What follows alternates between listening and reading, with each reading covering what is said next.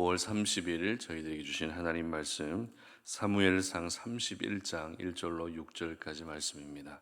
블레셋 사람들이 이스라엘을 치매 이스라엘 사람들이 블레셋 사람들 앞에서 도망하여 길보아 산에서 엎드러져 죽으니라.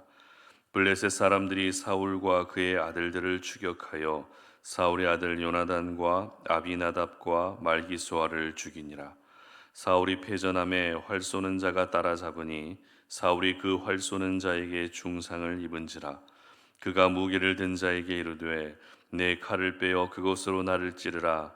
할례 받지 않은 자들이 와서 나를 찌르고 모욕할까 두려워하노라 하나 무기를 든 자가 심히 두려워하여 감히 행하지 아니하는지라.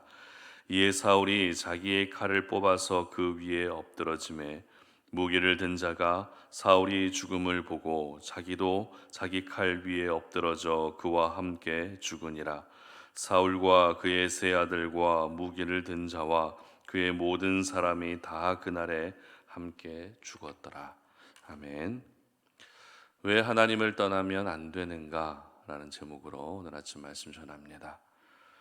우리 주변에는 힘들고 어려운 가운데에서도 믿음을 떠나지 않는 신실한 그런 믿음을 가진 분들이 계시는 반면에 여러 가지 이유로 인해서 지금까지 지켜왔던 믿음을 떠나는 그런 분들도 계십니다. 그렇게 하나님을 떠나고 예배의 자리를 떠나고 하나님과 멀어졌다 할지라도 다시 하나님을 찾게 되면 긍휼이 풍성하신 우리 하나님께서는 언제나 다시 회복의 은혜를 허락해 주십니다. 하지만 안타깝게도 끝까지 하나님께 돌아오지 않고 세상 가운데로 더 깊이 들어가서 살아가는 분들도 적지 않습니다. 그래서 사도 바울은 사랑하는 동역자 디모데에게 편지를 쓰면서 하나님을 떠난 사람들에 대해서 이렇게 이야기를 하는데요. 제가 디모데전서 1장 19절, 20절 상반절 말씀 읽어드립니다. 믿음과 착한 양심을 가지라. 어떤 이들은 이 양심을 버렸고 그 믿음에 관하여는 파선하였느니라. 그 가운데 후메네오와 알렉산더가 있으니. 자, 바로 믿음에서 파선했다라는 표현을 사용하고 있다는 것입니다. 파선했다는 것은 실패했다는 의미입니다. 즉 믿음에서 실패한 사람이 있었다라는 것이죠. 그런데 오늘 본문에서도 역시 사도 바울이 말한 믿음에서 파선한 사람, 믿음에서 실패한 사람의 마지막을 기록하고 있습니다. 그 사람은 바로 사울입니다. 그래서 사무엘상 31장의 주제는 사울의 죽음에 대한 내용으로 기록되어 있습니다. 하나님의 사람 다윗을 괴롭히고 어떻게든 쫓아가서 잡아서 죽이고자 했던 사울이 끝내는 죽었다라는 것을 보면서 어찌 보면 속 시원하다, 잘 됐다라는 생각도 들기도 합니다. 하지만 아무리 그래도 하나님께서 기름 부어 왕으로 세우신 사람이 이렇게 비참한 최후를 맞게 되었다라는 것을 오늘 이 본문을 통해서 우리가 보면서 큰 안타까움이 우리 마음 가운데 생기게 되는 것 같습니다. 오늘 사울의 죽음을 기록하고 있는 1절부터 6절까지의 말씀을 잘 보시면 그야말로 가슴 아픈 표현들로만 가득 채워져 있습니다. 먼저 1절 하반절 보시기 바랍니다. 이스라엘 사람들이 블레셋 사람들 앞에서 도망하여 길보아 산에서 엎드러져 죽으니라. 이 말씀을 시작으로 2절에서는 사울의 아들 요나단과 아비나답과 말기수아를 죽이니라. 그리고 3절에서는 사울이 패전함에 활 쏘는 자가 따라잡으니 사울이 그 활 쏘는 자에게 중상을 입은지라. 그리고 4절 하반절 사울이 자기의 칼을 뽑아서 그 위에 엎드러지매. 5절 상반절입니다. 무기를 든 자가 사울이 죽음을 보고 자기도 자기 칼 위에 엎드러져. 그리고 마지막 6절 하반절 보시기 바랍니다. 다 그날에 함께 죽었더라. 이 말씀까지 오늘 본문은 처음부터 끝까지 온통 어둠의 메시지, 절망의 메시지, 가슴 아픈 메시지들로 가득 채워져 있는 것을 볼 수 있습니다. 그런데 오늘 본문을 우리가 보면서 저희들은 사무엘상 30장 말씀과 비교하면서 볼 필요가 있습니다. 여러분, 사무엘상 30장이 어떤 내용이죠? 바로 다윗이 아말렉을 진멸하는 내용으로 이루어져 있습니다. 다시 말해서 사무엘상 30장은 다윗이 아말렉을 이기는 내용이지만 사무엘상 31장은 사울이 블레셋에 패하고 죽는 내용을 기록하고 있다는 것입니다. 다윗은 군대도 없었습니다. 불과 400명만을 데리고서 아말렉과 싸웠지만 그 결과 승리했습니다. 그러나 사울은 어떻습니까? 강력한 군대도 있었지만 블레셋을 이길 수는 없었던 것입니다. 이처럼 본문의 배치가 야속하게도 다윗의 승리 이후에 사울의 죽음을 기록하고 있기 때문에 우리는 이 사울의 죽음이 더 큰 안타까움으로 다가오는 것 같습니다. 그리고 오늘 이 말씀이 가슴 아프게 다가오는 또 하나의 이유가 있습니다. 2절 말씀 함께 보도록 합니다. 블레셋 사람들이 사울과 그의 아들들을 추격하여 사울의 아들 요나단과 아비나답과 말기수아를 죽이니라.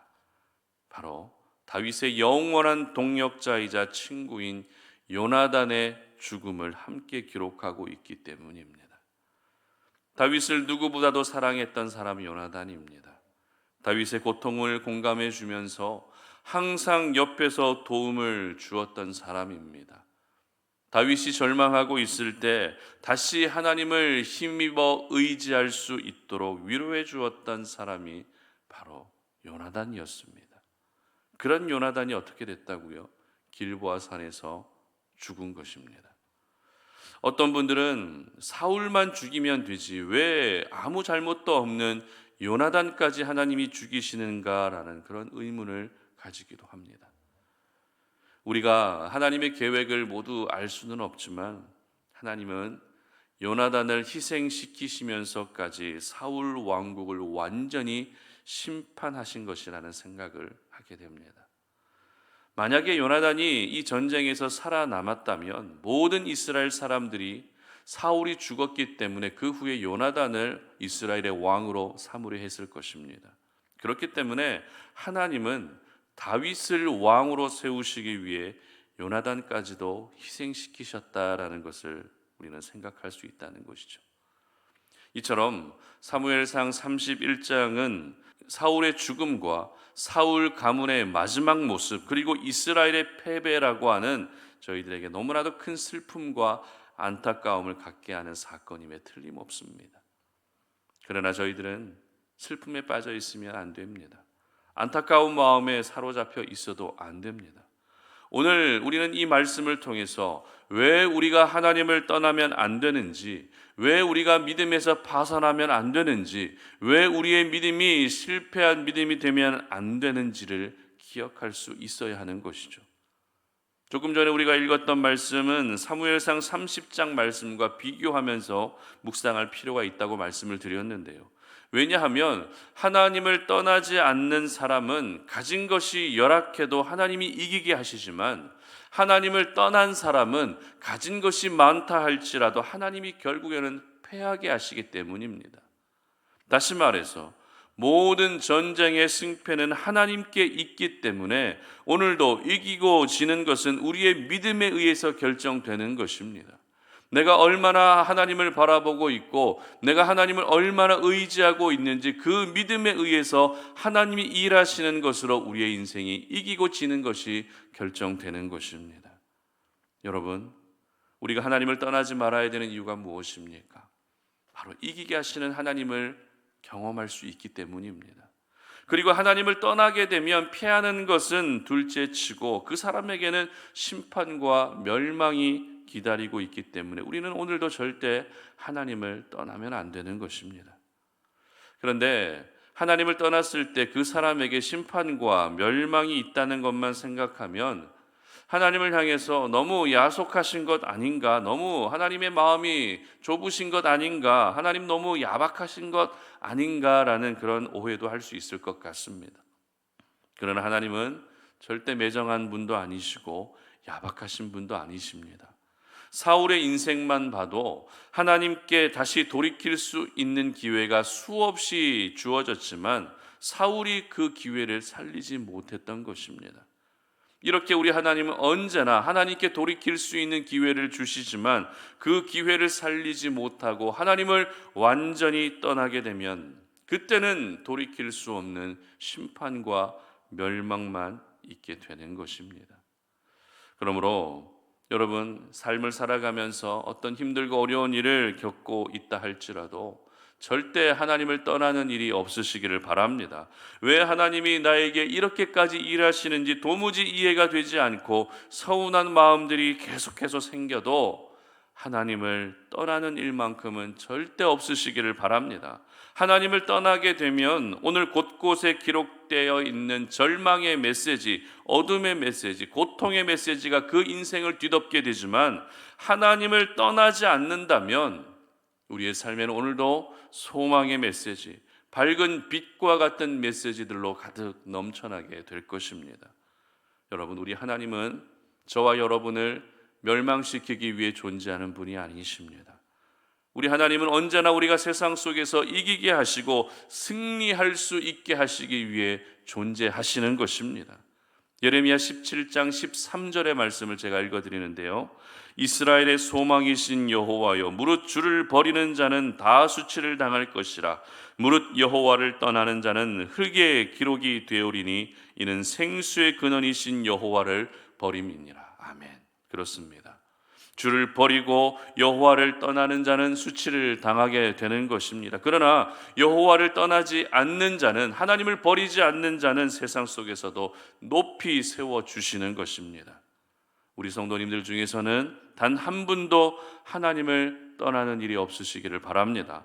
단 한 분도 믿음에서 파선하는 분이 없으시기를 바랍니다. 끝까지 하나님을 떠나지 마시고 하나님을 붙잡으셔서 끝내는 나로 하여금 이기게 하시고 끝내는 나로 하여금 웃게 하시는 하나님의 은혜를 경험할 수 있기를 바랍니다. 그래서 하나님을 떠나지 않는 자의 삶에는 하나님이 이렇게 함께해 주신다. 하나님을 떠나지 않는 자의 삶은 하나님이 이렇게 책임져 주신다라는 것을 세상에 믿지 않는 사람들에게까지 보여줄 수 있는 여러분의 삶이 될 수 있었으면 좋겠습니다.